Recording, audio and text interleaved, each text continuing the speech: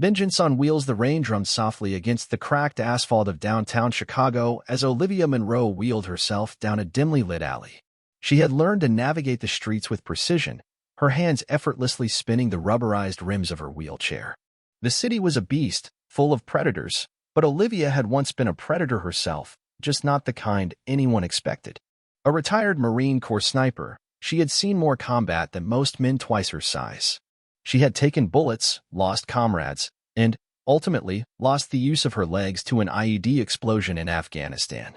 But what she hadn't lost was her mind, or her ability to kill. Tonight was supposed to be a quiet night, just a simple trip to the store for some late-night groceries. But fate had other plans. As she turned onto a street where the flickering neon lights barely kept the shadows at bay, she saw them.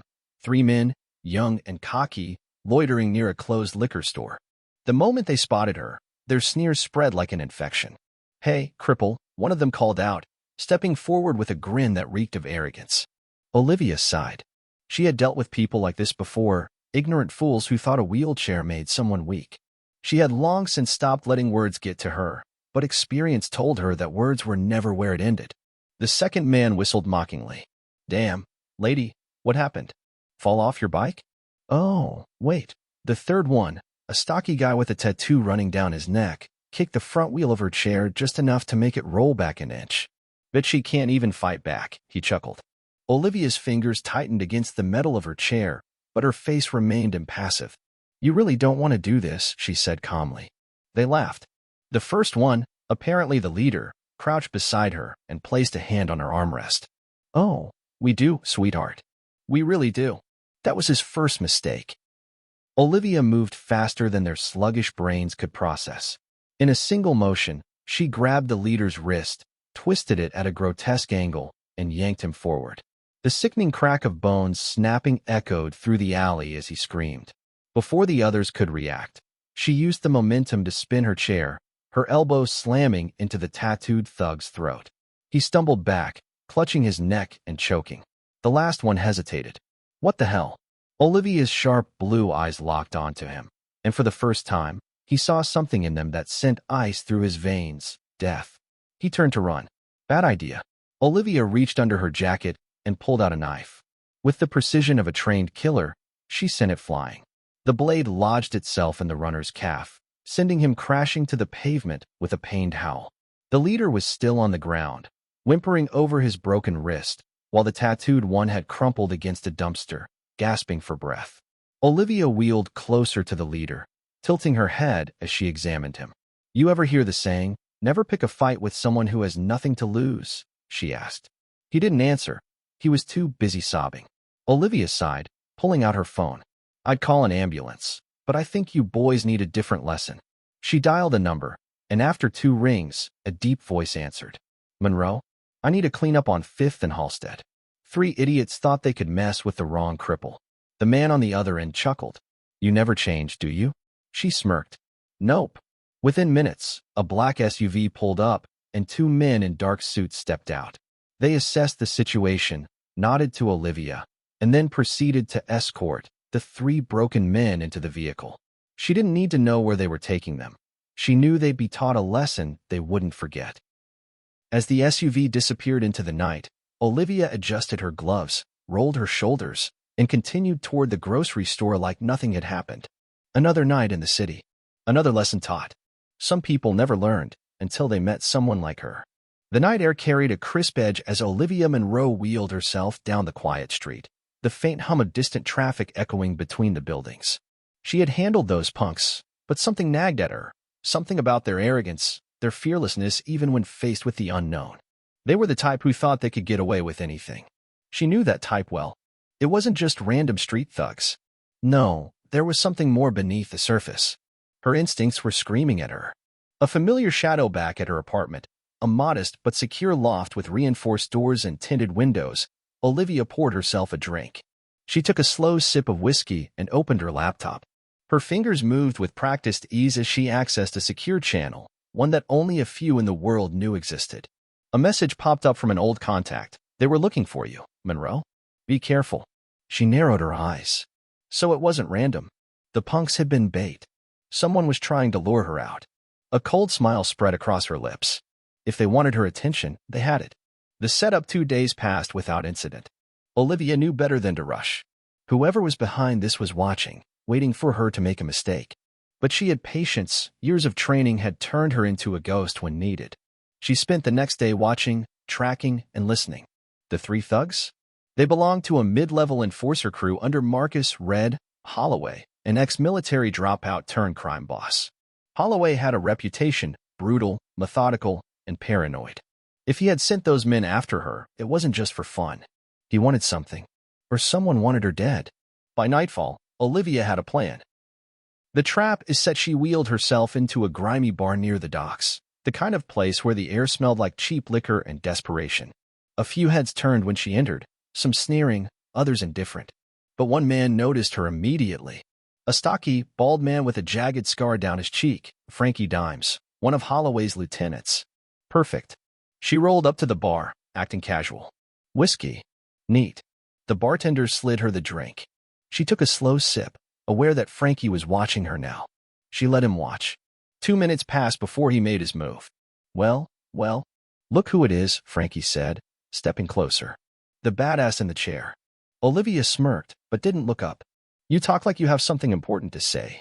He laughed. I heard about what you did to my boys. She finally turned, her piercing blue eyes locking onto him. If they were really your boys, maybe you should have taught them better. The bar fell silent. A few men shifted uncomfortably, sensing the tension. Frankie's grin faltered for just a second before he leaned in. You don't know who you're messing with. She took another sip.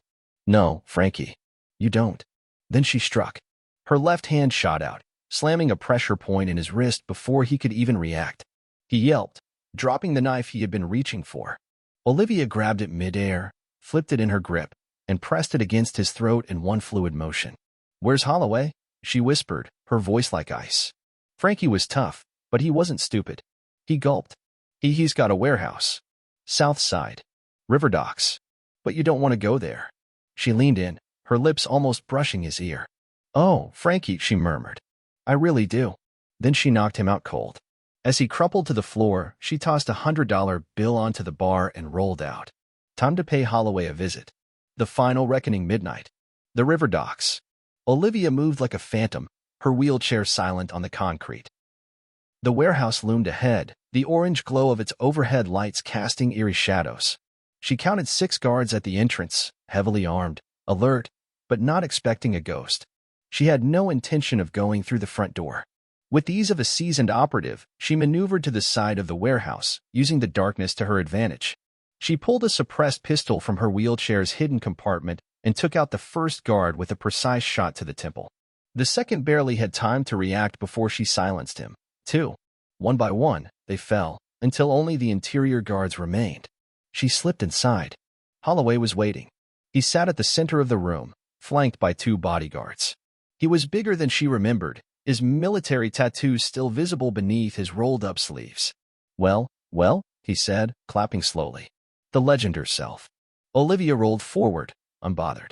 You wanted my attention. Now you have it. He grinned. I did. You still owe me something, Monroe. Her jaw tightened. The past never stayed buried. Holloway had once been a part of her old unit. Before he turned. Before he betrayed them for money, for power. He was the reason good men were dead. And now he wanted to settle a score? She leveled her gun at his chest. You're right. I do owe you. Then she fired. 1 shot. Straight to the heart. The bodyguards barely had time to react before she took them down, their weapons clattering to the floor. As Holloway gasped his last breath, Olivia leaned in, her voice a whisper of finality. This is for the ones you left behind. She left the warehouse without a second glance, the flames of a well-placed explosion illuminating the night sky behind her. No one would ever mistake her for weak again. Not now. Not ever. The warehouse burned behind her, the orange glow flickering in Olivia's cold blue eyes. The night was eerily silent now, save for the distant sirens. Someone had finally called it in. She didn't stick around to admire her work. She wheeled herself down the dock's back alley, disappearing into the shadows like a ghost. It wasn't over. Not yet. Holloway was dead. But Olivia knew better than to believe his empire would crumble overnight. Power vacuums didn't stay empty for long. Someone would come looking. Someone always did. A message from the dead back at her apartment. She locked the reinforced doors and activated the hidden security cameras. Every angle covered. She learned her lesson a long time ago. No place was ever truly safe. She poured herself another drink, but before she could take a sip, her laptop screen flickered. A message. You made a mistake, Monroe. Holloway wasn't the top of the food chain. Now they're coming for you. No name. No traceable source. Just a warning. She exhaled slowly. Let them come. Then, before she could close the laptop, another message popped up. A video file. Olivia clicked it. The grainy footage showed a dimly lit room. A man tied to a chair. Blood on the floor. His head hung low, but she recognized him instantly. Frankie Dimes. He was barely conscious, his face swollen from a brutal beating. A deep voice spoke off camera. You thought you were just taking out some lowlife, huh? You had no idea who Holloway really worked for. Frankie groaned, his head rolling weakly. The voice continued. Here's the deal, Monroe. You got 24 hours to come to us, or we start taking apart everything you care about. Then the video cut off. Olivia's fingers tightened on the armrest of her chair. A familiar heat rose in her chest, not fear, not hesitation. Rage. Whoever they were, they thought they had the upper hand. They had no idea who they were dealing with. Hunting the hunters 24 hours? She wouldn't give them 12. She hacked into the metadata of the video file, tracing the upload's location. An old industrial district on the outskirts of the city. That was all she needed. By the time the sun rose, she was there. The abandoned warehouse was surrounded by armed men, ex-military, judging by their formation. These weren't street thugs. Didn't matter. She had faced worse. She took a deep breath, checked her weapons, and whispered to herself, time to remind them who I am. Hell unleashed. The first guard barely had time to register the suppressed shot before he dropped. The second turned, but Olivia's knife found his throat before he could call out. Silent, efficient, deadly. One by one, she took them out, moving like a phantom through the warehouse. Inside, Frankie Dimes was tied to the same chair from the video, his breathing ragged. He looked up as Olivia wheeled in, his eyes widening. You came, he rasped. Don't make me regret it, she muttered, cutting him free. Before he could answer, the deep voice from the video spoke. Well, you really don't know when to quit, do you? A tall, broad-shouldered man stepped forward. Black tactical gear. A scar running from his temple to his jaw. Olivia's breath caught for half a second. She knew him. Colonel Damien Voss. Her former commanding officer. A man she once trusted. A man she once thought was dead. His smile was slow and cruel. Surprised to see me? Olivia tightened her grip on her gun. I put a bullet in your skull 5 years ago. Voss chuckled. Not deep enough. His men surrounded her, guns aimed. But Olivia didn't flinch. Voss stepped closer. You took Holloway out. That complicates things. He was a useful asset. She smirked. Crimea River. His smile faded. You've always been a problem, Monroe. Too good at what you do. Too dangerous to be left alone. She saw it in his eyes. He was going to kill her. But not quickly. He wanted her to suffer. Too bad for him. Because she wasn't alone. A single sharp whistle echoed through the warehouse. Then gunfire. Voss's men went down in an instant, taken out by unseen snipers. Chaos erupted. Frankie grabbed a fallen gun, firing wildly. Olivia spun her chair, taking down 2 men in rapid succession. Voss cursed, ducking for cover. Olivia didn't give him a chance. She rolled forward, fast, closing the distance. A flashbang exploded nearby, but she was already moving. Voss tried to retreat too slow. She fired. One shot. Right between his cold, cruel eyes. This time, she made sure he was dead. The warehouse fell silent. The battle was over. Frankie limped up beside her, breathing heavily. Jesus, Monroe.